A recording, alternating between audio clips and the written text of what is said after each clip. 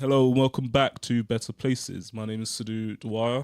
I'm an account director at Concilio, and you're listening to the podcast where we explore how people and policy are shaping the landscape of our boroughs, from the street level to those important strategic decisions. Today, I'm joined by Cllr Peray Ahmet. Welcome, Peray. Thank you. She is the Labour leader of Haringey Council, a borough with huge potential, world-class connectivity and a renewed sense of purpose under her leadership.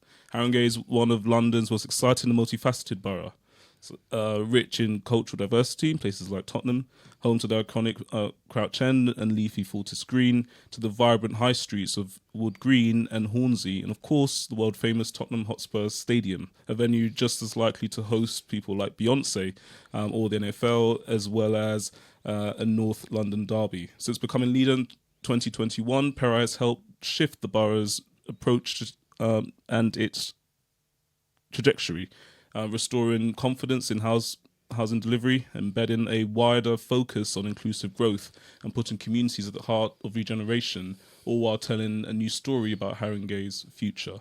With roots in youth work and decades of public sector experience behind her, she brings both heart and strategy to the role. In this episode, we're going to talk about the borough's future, especially one that's post the HDV, the Haringey Development Vehicle, estate regeneration done with and not seen to be done onto communities, unlocking Wood Green and building a fairer economy for all that enjoy it, and how Haringey is preparing to become the London Borough of Culture in 2027, all while making the case for growth and one that genuinely serves everyone. So welcome, Peray, and it's been a while since we've tried to get this date in, but I'm really pleased that you've taken the time to come down here to Whitechapel, which isn't too far, but we'll get into how connected your borough is and the ability to get down here to speak to us. So, Peray, welcome to Better Places. Thank you. Thank you for having me. And again, I don't know this, but I'd love for you to tell us a bit more. You've had a long career in public service, from working with vulnerable young people to leading commissioning across London boroughs.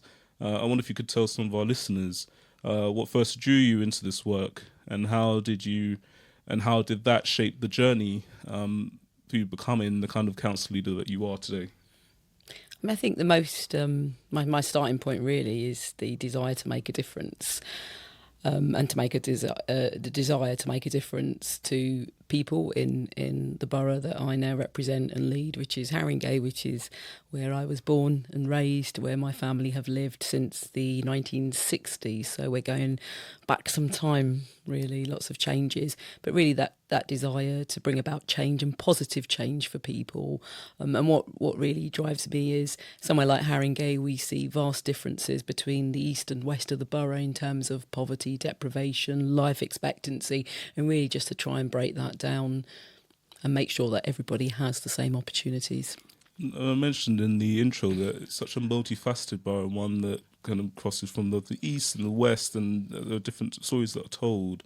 You became leader in 2021 in the middle of the pandemic, but also off the heels of what was perceived to be a failed approach to the HDV, Haringey Development Vehicle. I wonder if you could tell us a bit more about what kind of borough did you inherit back then, and what did you set out to really change? Yeah. So I think it was an interesting time because it was the pandemic, and not only was this an unprecedented pandemic, but I become a mother as well during that period. So coming at it from that sort of personal perspective really did shape what I wanted to see in a place as well. So it was an interesting time. Obviously, there was lots going on, but also lots not going on. You know, we were still trying to work out how we'd meet, how we'd do things. And I think you've said it in your intro, but I think the main thing for me, and what's always driven me, whether that's in my paid work or my political work, is the desire to put communities and people at the heart of everything that we do. So what I really wanted to see in the borough was a collaborative, competent council. I will stress that enough. There's no point Getting the basics right. Exactly, getting the basics right. There's no point building tons of homes if you're not you're not able to pick up the rubbish, or you're not able to pick up the phone, or do housing repairs on your existing housing stock. So we just had to combine that kind of competent, collaborative, and we included radical in that strapline, because I think we've always been a borough that likes to push the boundaries, and I think that's something that we will always want to continue. Hence our Rebel Borough strapline for Borough of Culture in 2027. Well, indeed, and we'll certainly come on to Borough of Culture, but there's so much to kind of unpack there. And whilst you're born and bred in the borough, and you've got a real stake there, not just with family and the community, but I wonder, you've made clear that Haringey is a place and it's a borough with ambition, and one where you're going to raise your little one. What do you see as the next 10 or even 5 to 10 years looking like? Whether that's while you still remain council leader, and I'm sure that that's something that's that you're hoping to continue to do. What does the future of Haringey really look like for your daughter? Yeah, so we've just completed our borough vision. So when I first become leader, we had a whole manifesto, we had a corporate delivery plan, and what we were somewhat lacking was a longer term vision. So we've got a 10-year vision now, and the key line in that is a borough where everyone can belong and thrive.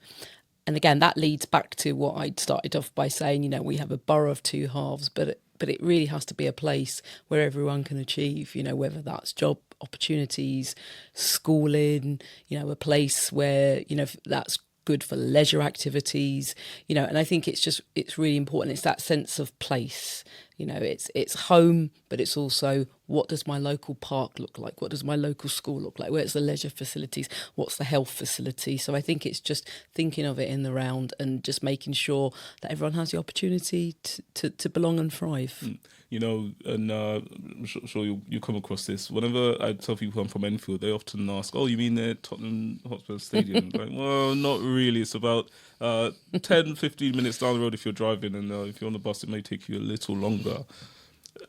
For those who aren't familiar with your borough, what is that east-west divide all about? Yeah. Because when my family first came to the UK, we started off our roots in Bruce Grove. It's a stark difference to what it's like, not too far away from kind of the Western Front. So how are you going to make sure, through your borough vision, and how we're going to touch on a bit later around housing delivery, how can you close the gap between not just the physical distance between Tottenham and the likes of Muswell Hill and Crouch End? How will life opportunities be better?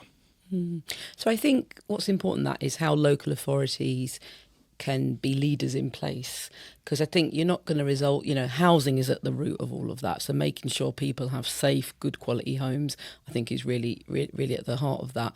We're building a lot of council homes, directly building council homes.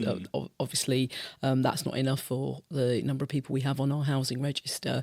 Looking more and more at affordable products, intermediate products for kind of young professionals who currently can't really afford the house prices that are there, whether that's in the east or the west of our borough. So I think looking at kind of mixed tenure, making sure that housing is affordable to all, but also how we deal with the private rented sector. It's there, but making sure again that people have safe, good quality homes and places to live as well. I think health opportunities is absolutely important. So if, when we talk about huge, massive development in the borough, and we have examples in Tottenham Hale, for example, so we have a number of private homes there, we have a number of council homes, and we're about to complete on 270 council homes there on one of our direct build sites, but we've got a new health centre there, a brand new health, a Watertull House, which has come online. We've put a lot of money into the park, and I think that's a sense of how we create that place. But you're not gonna break down that divide until you address health of the population, job opportunities, housing. It's all of this, and it's how so anyone looking to come in and invest in Haringey just has to take into account that sense of community and what that community is and means. I'll probably have two questions off the back of that, but for anyone who has cut through Tottenham Hale or just it's now become a kind of destination for them. I mean, I see it practically every day on coming down the Lee Valley line, and it has been transformed. And while I've seen those drawings on PDFs a long time ago, I think it's like in 2017, when much of the development around Beryl Yard, was quite barren. I think some people might say there was already an existing community there, one that thrived. In fact, I grew up on Scales Road, so I'm quite familiar with the road, with the area myself. It's got a lot of tall towers, but you touched on it there. It's not just all private rented homes. No. There's a real mixture. I wonder if you could tell us a bit more around what you're doing at Ashley Road Depot, but also Rosa Luxemburg House, and what does the regeneration there mean to you, and what does inclusive growth mean in a place like Tottenham Hill? So I'd say about 5-6 years ago, or even when I first became leader, which was 4 years ago, we were getting a lot of kickback, people saying, look at all these towers going up in Tottenham Hill, it's not for local people, the G word, gentrification, etc. Since then, as you've just mentioned, some of our council house builds that have come online, I think it's about 40% of them are council homes at council rents. Which is really impressive. To be clear, not social homes, council homes. I think so. And Ashley Road, as I said, I think it's 272. I've probably got that figure right, but it's around that figure. 272 council homes about to come online there as well. So we've done that. We've got our existing community is there. We're not looking to push anyone out. Whilst at the same time we're building the council homes, and then there's private investment coming in as well. The park has had a significant amount of investment too. We're seeing new coffee shops and places popping up all over the place. Not that I've got the time to visit any of them, of course. So there's a lot going on in that area from a community perspective as well. And I think the narrative has generally got better because, as I said, we were getting some pushback. But I think now that people have seen sort of council homes coming on site, I think they think, oh, hang on, it's mixed, it's great, it's what it should be, really. And I think what really distinguishes, and Rosa Luxemburg House, for anyone who hasn't seen it, really should. It is a tall building, but it's not. It's one that actually, when I look at the buildings, only because I'm familiar with the schemes, you can't always tell. And I think that building that sense of community, a mixed community, is one that should hopefully create a kind of mixed. A sense of community, a mixed sense of community, and one that you don't just have a new group of people moving in, which I think is a positive, but you also have a group of sometimes more vulnerable residents, or residents who made Haringey their life, but have spent so long trying to obtain a form of housing, which, as you said, it's council housing, which is such a big deal. One topic that often comes up, and I'm sure you've had this said about your borough quite a lot, is that Haringey is not somewhere that's open to development. And I think the theme of today is around Haringey kind of going for growth. I am going to touch on this. The collapse of the Haringey development vehicle was seen as a kind of major moment in local government, but mainly for your borough. How have you led the council out of that shadow and tried to restore confidence in delivery? Yeah. So I think it's not that of course, we're open to development, but on our terms and what suits us, and I think that needs to be made clear. We're not, investment's great, but that investment has to benefit the people of Haringey. And I don't think I've ever deviated from that. So how have we changed things? It is by putting our communities and people at the heart of it, not just playing lip service and thinking about it in the round, really. What benefits? There's growth, but you can't have growth without bringing people on board with you. So I think if I had to kind of give it a general title, I think I've built a consensus. That's what I've tried to do, whether that's with colleagues internally or whether that's across Haringey as a whole. It's thinking about how we can do politics in a consensual way where everyone feels that they're benefiting, and that sense of purpose and that sense of community as well.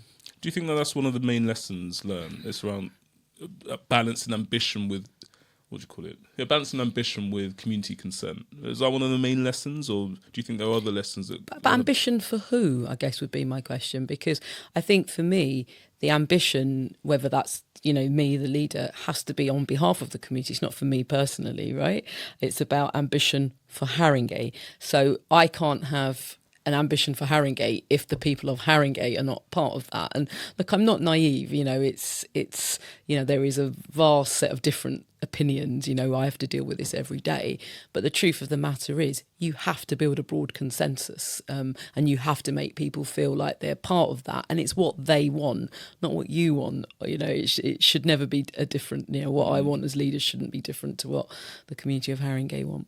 And you've been leader now for 4 years, which in Haringey's most recent history is quite a long stint of time. I'm the third longest standing. Goodness, wow. Yeah, in the whole history, How? apparently. When you came, when you'd arrived, you'd mentioned that you rarely ever get out of the borough because it's.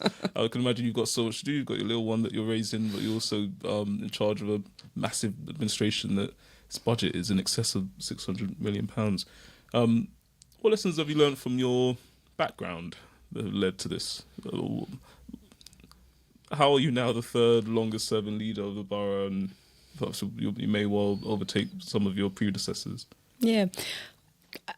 I mean, as a Haringey, as I born and raised, so I think I get the borough, right? I get it, and I think that the biggest, well, as I said, I think my biggest strength as leader is the ability to bring people together and build consensus. And I think one of the key, you spoke about the Haringey development vehicle. I think it's about how we, that getting the basics right conversation was really important. We became a council that was dominated by what are we going to do, what are we going to build, which is fine. Some will say, well, it's needed. Yeah, we need to build new homes, absolutely. But we also needed to talk about getting the basics right for people. Right, it's all very well building a shiny new tower. If someone hasn't got a play area, a swimming pool, etc., it's about how you create those places for people to enjoy. That bringing people together, I think, is really important. So I'm going to touch now on kind of what meaningful state regeneration means. Broadwater Farm is a real major example of that. How are you ensuring that it's not just a redevelopment, but it's one that does get the basics right and allows for a sense of community renewal? So we've got an absolutely fantastic team down there, absolutely brilliant, who are totally focused on Broadwater Farm now. What we need is that learning to then be spread elsewhere to some of our other estates, which we are doing. But we have a team based there. We have a whole engagement team. When we did the ballot there, we made sure that they were translated into the relevant languages, which on Broadwater Farm would mainly be Turkish, and some others as well, French, Portuguese, etc. So we were really, really clear that we had to kind of understand the community, and we've got the team there all the time. We've got some legends who've, people like Classford who've worked on the Broadwater Farm estate for many, many years. So it really is a community endeavour there, and trying to bring people, it probably is one of the most well-known or notorious estates, one of them in the UK, certainly, because of the history. And I think just listening to the residents there, there's so many wonderful things that happen. It doesn't mean that there's not issues, there are, but I think they were just sick of people treating them like some sort of, something to just come and look at, something to, and I think it's just, giving them that sense of ownership and sort of confidence in their estate, really. So there is a lot of money going, the GLA are investing a lot of money, so and I think it just had to think of it in the round. There's a wonderful school. One of the school there, the Willow, is, one of the best primaries in the borough. It's an outstanding school, thinking about health facilities, community facilities, and really coming at it from that perspective. And it's good that you mentioned the GLA there, because they've been quite an integral partner for you in delivery of much of the homes that you have delivered. Why is that? What makes Haringey's relationship with the GLA such a good one, that you can deliver some of these schemes, and what role do other kind of public sector partners have in your delivery of estate regens and other sites across the borough? So I think with the GLA, we have a fantastic house building team in terms of our direct sort of council house building. So I think that confidence in Haringey comes from the fact that we are politically stable currently, and the fact that we have a team that delivers. And I think that's really, really important. So I think stability is important, but so too is the ability to deliver. So we have been delivering, as you'll see from the numbers. We've already completed on over 700 council homes, and the next phase, I think we've got 2,000 more to go. So I think but I think political stability is important. It really is. And we had Councillor Ruth Gordon, your lead Yep. for placemaking and kind of regeneration, alongside Robbie Erbram, and strategic directors on last year. And their message was all about growth, inclusive growth.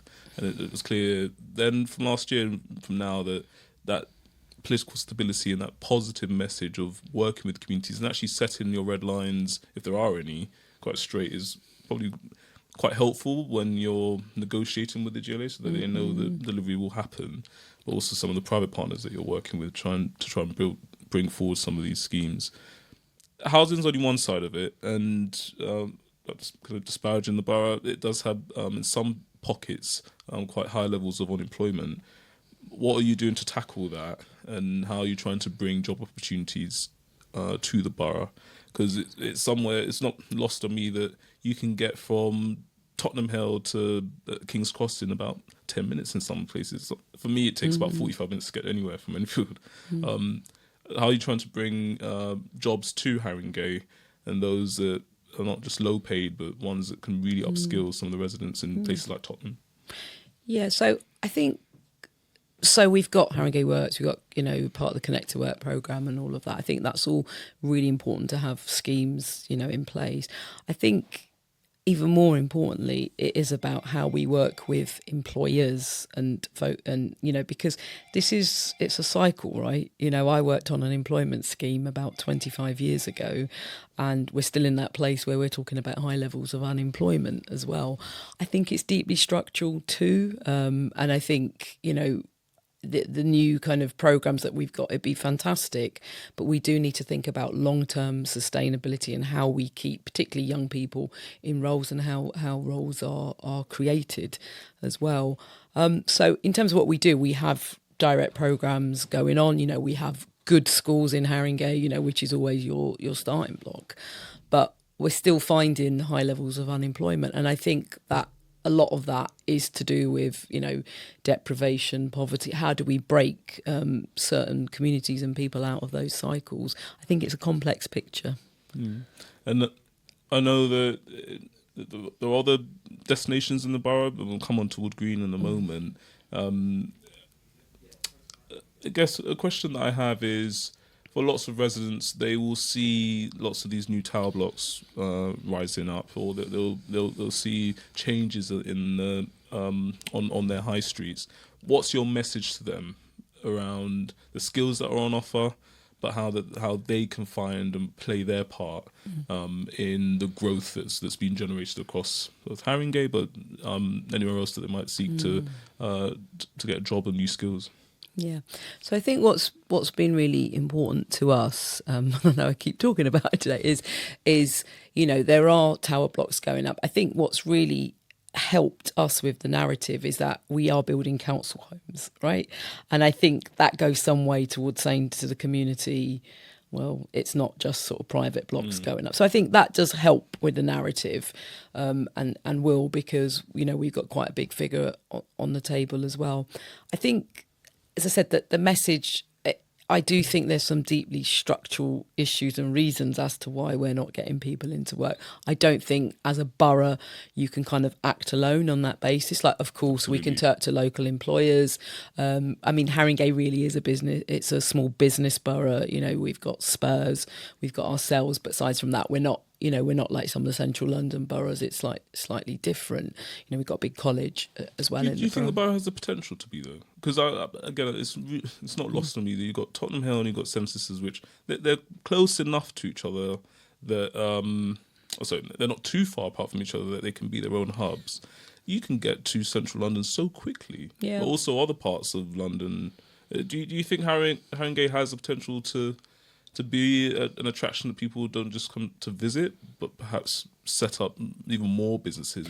Yeah, we got a lot of creatives, as I'm sure Ruth and Robbie would have told you when they came last year. So we got a lot of creative districts as well, and I think I can only see that growing as people are priced out of other parts of London. So we have a whole kind of creative, and there is a, I don't know how to word this, but there is a young vibe, isn't there? There is a kind of young, trendy vibe. Perhaps perhaps we're going to overtake Hackney at some point. I'm not sure, but we do have a young, trendy vibe. So places like Tottenham Hale, you can certainly see that emerging. I think Wood Green has that potential as well. We've got that whole creative quarter, cultural quarter, lots of music stuff going on.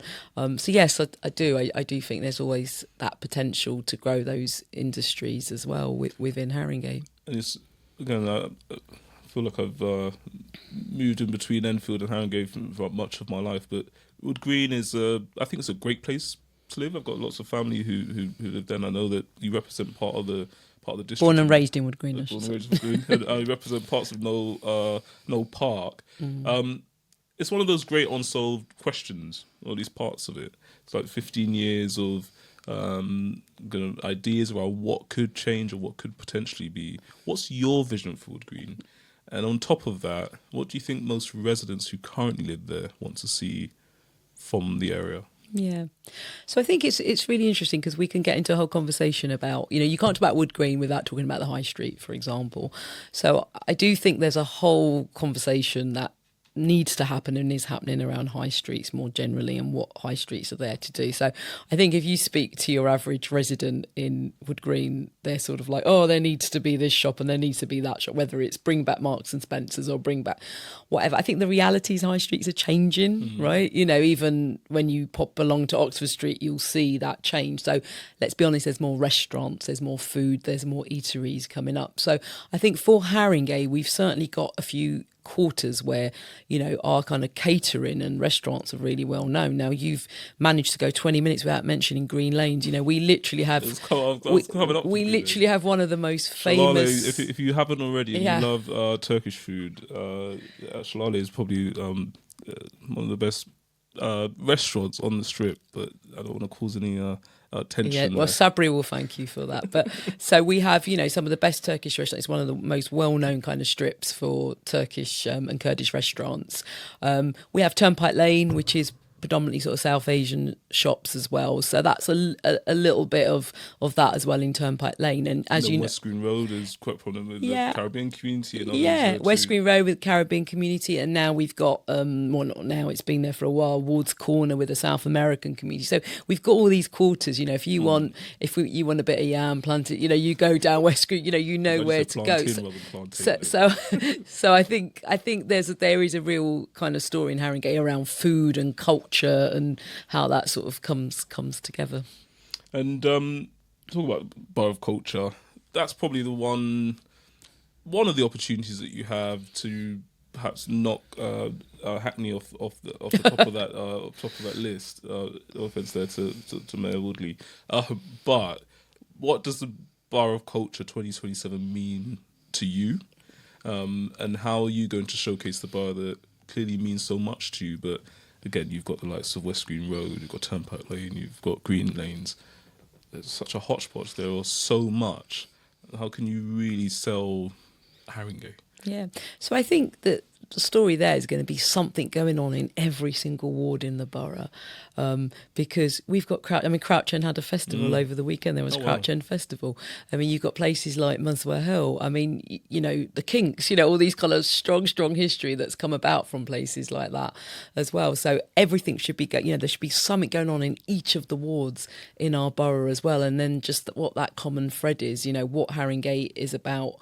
As a place as well. So I think it's really exciting. I mean, for us, it was just so positive. As you said, we've, the whole post-HDV period was quite difficult. As a borough, we perhaps have always had a reputation for being a bit difficult. There's been a number of, riots and some huge sort of child protection issues that kind of hang over us. So I think this is a real opportunity for us to celebrate Haringey and what Haringey is about. And actually, as part of that bid, we've had Alexandra Palace involved in that bid. Tottenham Hotspur have been part of the bid with us. Jackson's Lane, all of these great institutes that go all the way from Highgate all the way to Tottenham as well. So it's a real opportunity to celebrate everything Haringey and bring everyone together. And just touching on that, you talked about Alexandra Palace, which, correct me if I'm wrong, is kind of the gateway to the west of the borough. What's the offer there, or what part of the west of Haringey's story is going to be told in the Borough of Culture? And do you see it remaining as a borough that side of the borough that's a bit more suburban, or can you see growth done in a way that residents there can also support? Yeah, I mean, I think, you've got Highgate there, you've got Muswell Hill, you've got Crouch End. I think it depends. I don't know if the, opportunities are there as much because, land prices are obviously a lot different to the east of the borough. So I think it's always, wherever you are, east, west, centre, it's really important to bring people on board with you. Look, naturally, I'm sure in your world, you know this better than me. The more middle class an area, the more ability they have to put their views forward and to be heard. And that's one of the things we sort of grapple with as well. I want to make sure that all of my communities have a voice, whether that's in Tottenham, Wood Green or Crouch End. So in some ways it could be seen as, it's a bit more challenging in the West. From my perspective, it shouldn't be. I think we need to treat everyone the same. If we're bringing something to their area, we need to make sure they know what that is and they're a part of that. And it's funny you mention it because I was, I've forgotten the name now of the cafe that I was in, but it was kind of on the way to Archway. I was just in Muswell Hill and seen that it really is a very attractive part of the borough and places that people obviously love to be in. And you're absolutely right that where an area is a bit more affluent and depending on the kind of work that people do there, they'll be much more schooled in planning policy and the challenges around that, and they'll often know a lot more than me and the consultants that I work with. But actually, just in closing, and it's been really fascinating hearing so much about your plans for growth and that Haringey is growing for growth and you're doing a lot to deliver homes yourself. Your local plan is a blueprint for the next chapter in your borough's story. What are the real big ideas that people should take away from not just this interview, but your local plan? And what is your closing message to anyone who's listening to you about the next chapter in your borough story? Yeah. So I think for us, it's about the story we tell in places like Wood Green, and particularly North Tottenham as well. So there are some plans, but I think for us, Wood Green is an area that has a lot of opportunity, one of the highest footfalls in London. And there's a lot that needs to be sort of developed and looked at as well. So I would say we've got areas with some really, really big opportunities in the borough. And what we want to see is a kind of thriving high street. We want to see, good housing, whether that's private or council, good quality housing for people and leisure activities, I think. But before we close, and I do want to find out a bit more about your sustainability agenda and what that means to you, and also your transport agenda and what that means for many of your local businesses and organisations. What is Haringey's vision for sustainable transport, and how are you going to continue to develop, but to also make sure that your borough is as green as possible? Yeah. So I think we've got, as you rightly identified, the transport links in the borough are pretty good in terms of the train stations and bus routes, etc. Pretty good, although we do struggle a bit with across Tottenham, if that makes sense. That can be a bit trickier as well. I think it's important. We have introduced, low traffic neighbourhoods. Controversially, I know for some, but we have introduced sort of school streets and stuff. So we are looking at that. I mean, for me, that's not enough. Those things have to come with lots of other measures. So, in terms of greening, in terms of what we're investing in our parks, trees, and just thinking about even our homes, retrofitting, etc. So we do have a whole plan around this, and I think we're about to put some investment into retrofitting some of our council homes. I think you need to look at it in the round. I think a lot of us fell into a trap of just rolling out low traffic neighbourhoods and thinking that was the answer to everything. It's not, because they only benefit some. We need to think about what fair and greener means for everybody. So I think we've got a series of measures, including a climate action forum that's chaired by my colleague, Councillor Micah Catter. So we do take it seriously. And sustainable travel, as I say, we're always trying to sort of balance the interest of the pedestrian with the driver, with the cyclist as well, which is not an easy challenge, but one we're keen to get right. And it's certainly one that you're balancing really well. And I'm pretty sure, I think a couple of weeks ago on LinkedIn, your Deputy Leader of Council Williams opened one of your first passive house schemes, Yes. which she was really proud of. So it's clear to me that you're doing a lot of work to try and balance those two needs, and also the environmental and green agenda is certainly one that's up there at the top of your list. It's really important, and I think if you look at young people in schools and stuff, they've got like environment active. They've got council, specific sort of council rows for young environmentalists, etc. So it's really important. Especially for our younger people. And again, it would be remiss of me to not ask you about the new government and kind of the positive sounds that are coming from there around house building, and the most recent announcement around social house building funds. What would your one ask be of this government, and what would your message be to Haringey residents about your relationship with the current government? Yeah, so I've probably got more than one ask, but if I had to, go for it. I think where we're at currently, I think it's just that sort of recognition that investing, local government perhaps isn't as exciting and as glamorous as other parts of the public sector, but we need to invest in local government, particularly preventative services, because if we don't, then we end up just being purely reactive. And in this current climate, we haven't really spoken today about council budgets, but when councils, and let's be frank, a lot of councils in London are cash strapped at the moment, and the more cash strapped you are, the more you're reacting constantly rather than actually being able to have the headspace and the money and the funding to be visionary. So that's the truth. So I think for me, it's just that, fairer funding, particularly for boroughs like mine. That's my real ask at the moment, is a fairer funding formula, which takes into account, deprivation, and places where you can perhaps, there's no point investing in the NHS if you're not going to be investing in social care and early support. And I certainly know that for London councils, and you do a lot of work with them, long-term funding for local government is really important so that you can be more proactive rather than reactive.